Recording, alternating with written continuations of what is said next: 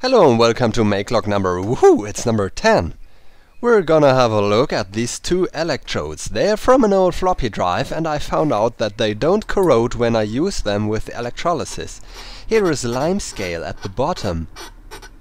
You can hear my fingernail scratching it.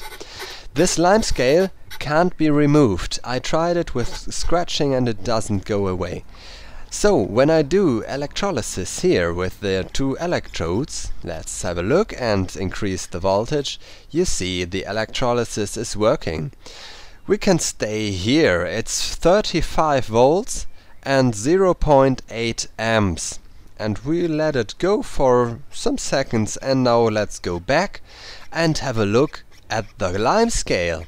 The process has now completely stopped and I remove the electrodes and I scrub my finger over the Limescale and the Limescale can be removed easily. But only the Limescale is affected which was under the electrode. I learned today that Limescale can be removed by electrolysis.